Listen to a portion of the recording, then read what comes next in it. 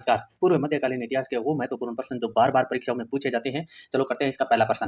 राजपूत प्रशासन में आय और व्यय का विवरण रखने वाले अधिकारी का नाम था संधि विग्रहिक, अक्षपटलिक, भंडागारिक, महाप्रतिहार।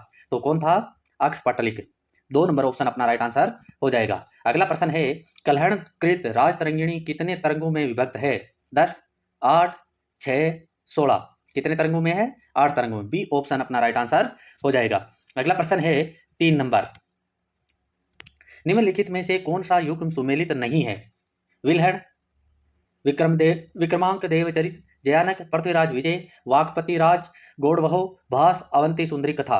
तो सुमेलित नहीं है बताना है अपने को। तो भास अवंती सुंदरी कथा है वो भास ने नहीं लिखी, तो ये सुमेलित नहीं है, बाकी तीनों सुमेलित है। अगला प्रश्न है 4 नंबर, निम्न युग्मों को सुमेलित कीजिए। शासक और संबंधित अभिलेख। धर्मपाल एक तरफ शासक दे रखे, दूसरी तरफ संबंधित अभिलेख दे रखे, इनको अपने को क्या करना है? मिलान करना है। तो सही संयोजन है, अच्छा सही संयोजन पूछा गया है, यानी कौन कौन से सही संयोजन है? धर्मपाल लखीमपुर लेख, देवपाल मुंगेर लेख, नारायणपाल भागलपुर ताम्र लेख, महिपाल प्रथम सारनाथ लेख। तो ये चारों ही सही है, चारों ही सही है, और इस हिसाब से अपना राइट आंसर हो जाएगा 1 नंबर। अगला प्रश्न है 5 नंबर, निम्नलिखित में से कौन सा सुमेलित नहीं है? सुमेलित नहीं है पूछा गया, एक तरफ राजपूत वंश है और दूसरी तरफ भूभाग जो उसके अधीन था उसके बारे में अपने को बताना है। चंदेल, बागेलखंड, परमार, मालवा, कलचुरी, त्रिपुरी, सोलंकी, गुजरात। तो ये सही है, ये सही है, ये सही है, ये गलत है। तो इस हिसाब से अपना राइट आंसर हो जाएगा 1 नंबर ऑप्शन चंदेल बागेलखंड। अगला प्रश्न है 6 नंबर, त्रिराज्य संघर्ष जो कि लगभग 100 वर्षों तक चला, उसमें अंततोगत्वा किस वंश की विजय हुई? राष्ट्रकूट, परमार, प्रतिहार, पाल। तो किस वंश की विजय हुई थी? प्रतिहार। अगला प्रश्न है 7 नंबर, वह शासक जिसने अपने राज्य में विधवा पुनर्विवाह आरंभ करने का प्रयास किया था? रणजीत सिंह, राजा साहू, अहिल्याबाई होलकर, सवाई जयसिंह। तो कौन थे? सवाई जयसिंह। 4 नंबर ऑप्शन अपना राइट आंसर हो जाएगा। अगला प्रश्न है 8 नंबर, हर्षोत्तर काल में पूर्व भारत का मुख्य बंदरगाह कौन सा था? कलकत्ता, ताम्रलिप्ति, सालियूर, अरिकामेडू। तो ताम्रलिप्ति, बी ऑप्शन अपना राइट आंसर हो जाएगा। अगला प्रश्न है 9 नंबर, राजपूत काल 650 से 1000 ईस्वी से संबंधित निम्न में से कौन सा कथन सही नहीं है? सामंतवाद का विकास, व्यापार एवं वाणिज्य में वृद्धि, स्वर्ण मुद्रा का प्रचलन समाप्त, विदेशी व्यापार में कमी। तो इसमें अपना राइट आंसर हो जाएगा व्यापार और वाणिज्य में वृद्धि। वृद्धि राजपूत काल में नहीं हुई थी, तो यह अपना राइट आंसर हो जाएगा। अगला प्रश्न है 10 नंबर, चरित साहित्य और उसके लेखकों के निम्नलिखित युग्मों में से कौन सा युग्म सुमेलित नहीं है? गौड़वहो, वाकपति, विक्रमांक देवचरित, विलहण, भोज प्रबंध, पद्मगुप्त, कुमारपाल चरित, जयसिंह। तो कौन सा सुमेलित नहीं है? भोज प्रबंध, पद्मगुप्त, ये सुमेलित नहीं है, बाकी तीनों सुमेलित है। अगला प्रश्न है 11 नंबर, निम्नलिखित में से किस प्रतिहार शासक ने आदि वराह की उपाधि धारण की? नागभट्ट प्रथम, नागभट्ट द्वितीय, भोज, देवराज। तो कौन से शासक था जिसने आदि वराह की उपाधि धारण की थी? भोज। 3 नंबर ऑप्शन अपना राइट आंसर हो जाएगा। 12 नंबर प्रश्न है, विक्रमशिला विश्वविद्यालय के विकास में किस शासक ने महत्वपूर्ण योगदान दिया? महिपाल, हर्षवर्धन, देवपाल, चंद्रगुप्त। तो किसने दिया? देवपाल ने। 3 नंबर ऑप्शन अपना राइट आंसर हो जाएगा। अगला प्रश्न है 13 नंबर, 13 नंबर प्रश्न है, भारतीय इतिहास के पूर्व मध्यकाल में राज्य द्वारा अनुदान एक सामान्य बात थी। निम्नलिखित में से कौन सा कथन भूदान के प्रभाव को ठीक प्रकार से व्यक्त नहीं करता है? 1 नंबर, भूदान के परिणाम स्वरूप कृषि का विस्तार हुआ, ग्रामीण क्षेत्रों में ब्राह्मणों के एक वर्ग का प्रभाव बहुत बढ़ गया, भूदान के कारण जातियों का भी विस्तार हुआ, भूदान क्षेत्रों के सीमांत पर रहने वाली जनजातियों को इस क्षेत्रों में कृषि कर्म में सम्मिलित कर समाज में अस्पृश्य जातियों के रूप में स्थान दिया गया, तमिलनाडु के ब्रह्मदेव व अग्रहार क्षेत्र उर तथा सभा ग्रामों के भाग थे। तो इसमें अपना राइट आंसर हो जाएगा 4 नंबर। नहीं पूछा गया है तो ये नहीं था। अगला प्रश्न है 14 नंबर, अनेक वामपंथी इतिहासकारों ने पूर्व मध्यकाल को राजनीतिक विखंडन व आर्थिक पतन का काल माना है। उन इतिहासकारों के समूह को चिन्हित कीजिए जिन्होंने इस काल को कृषि के प्रसार के कारण क्षेत्रीय व उप क्षेत्रीय स्तर पर राज्य का निर्माण का काल कहा है। बी.डी. चट्टोपाध्याय व हरमान कुलके, डी.एन. झा व वी.के. ठाकुर, बी.एन.एस. यादव व आर.एस. शर्मा, डी.डी. कोसांबी, इरफान हबीब।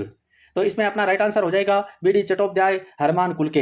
एक नंबर ऑप्शन अपना राइट आंसर हो जाएगा। अगला प्रश्न है 15 नंबर।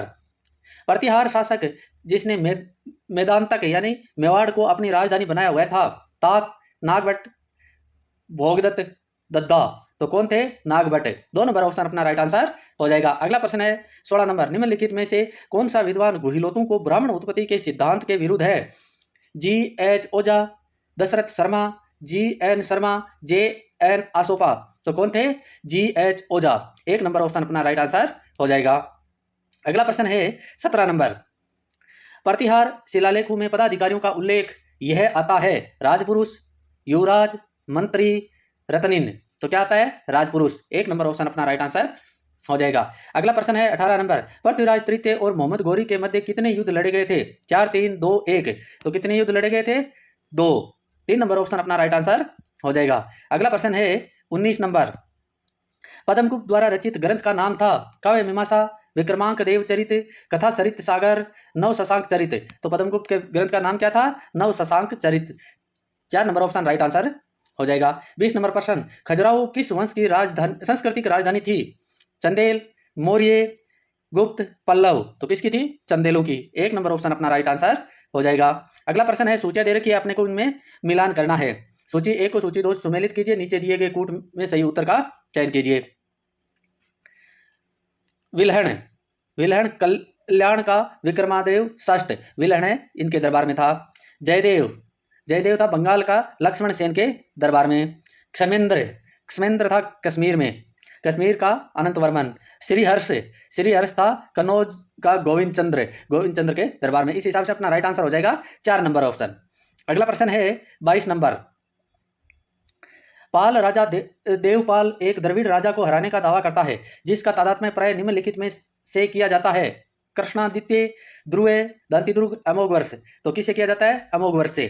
4 नंबर ऑप्शन अपना राइट आंसर हो जाएगा। 23 नंबर प्रश्न है पूर्व मध्यकाल में डाहल किसका क्षेत्र था? मुंज, परमार, कलचुरी, चंदेल, तो किसका क्षेत्र था? चंदेलों का क्षेत्र था। अगला प्रश्न है 24 नंबर। मुद्रालेख श्री सोमल देवी में किस वंश की रानी का संदर्भ है? चाहेमान, चोल, प्रतिहार, सेन, तो किससे संबंधित है? चाहेमान या चौहानों से। निम्नलिखित राजाओं में से किसने खंभात में एक मस्जिद के जीर्णोद्धार के लिए अपने निजी कोष से 1 लाख बलोट्रा का अनुदान दिया था? भीम प्रथम, चामुंडराय, जय सिंह सिद्धराज, कुमारपाल, तो किसने दिया था? जय सिंह सिद्धराज ने। 3 नंबर ऑप्शन अपना राइट आंसर हो जाएगा। अगला प्रश्न है 26 नंबर। निम्नलिखित में से किसका विरुद्ध अमोघ वर्ष था? मुंज परमार, राजेंद्र चोल, गोविंद चंद्र गढ़वाल, इनमें से कोई नहीं, तो कौन था? मुंज परमार, जिसने अमोघ वर्ष से विरुद्ध यानी उपाधि धारण की थी। उड़ीसा के निम्नलिखित मंदिरों में से किसका शिखर द्रविड़ शैली का है? जगन्नाथ, लिंगराज, राजरानी, बेताल देवली, किसका है? बेताल देवली का। 4 नंबर ऑप्शन अपना राइट आंसर हो जाएगा। दोस्तों अगर वीडियो अच्छा लगे तो वीडियो को लाइक कीजिए, चैनल को सब्सक्राइब कीजिए, अधिक से अधिक दोस्तों के साथ वीडियो को शेयर कीजिए। एंशिएंट हिस्ट्री के सभी टॉपिकों में वीडियो डाल चुका हूं। इसके बाद में जो मध्यकाल के प्रश्न है वो डालूंगा। ये सारे के सारे प्रश्न पुराने एग्जाम में पूछे हुए प्रश्न है और बार बार रिपीट होते हैं। इसका लगभग है वो 90% डालूंगा, 3 वीडियो डालूंगा 30% के। इसमें पहले भाग है, इसमें 30%, अगले भाग में और 30%, उसके अगले भाग में और 30%, 90% पूर्व मध्यकाल के प्रश्न आएंगे और उसके बाद में सीधा मध्यकाल में।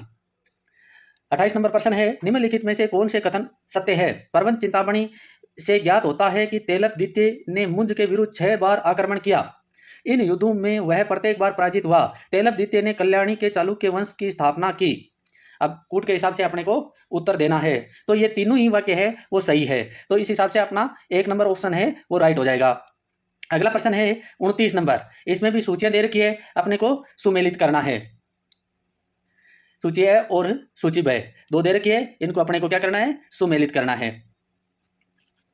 कन्हड़ देव, ये एक तरफ राजा दे रखे है, दूसरी तरफ राज्य दे रखे है। कौन सा राजा किस राज्य का था? कन्हड़ देव जालौर के राजा थे। हमीर देव, हमीर देव कहाँ के थे? रणथंभौर के। महाराणा कुंभा, महाराणा कुंभा कहाँ के थे? मेवाड़ के। पृथ्वीराज चौहान अजमेर के। तो इस हिसाब से अपना राइट आंसर हो जाएगा 1 नंबर ऑप्शन। अगला प्रश्न है इस वीडियो का अंतिम प्रश्न। चौहानों के साथ लगातार युद्धों में पराजय के बाद आत्महत्या करने वाला अजमेर का चौहान शासक कौन था?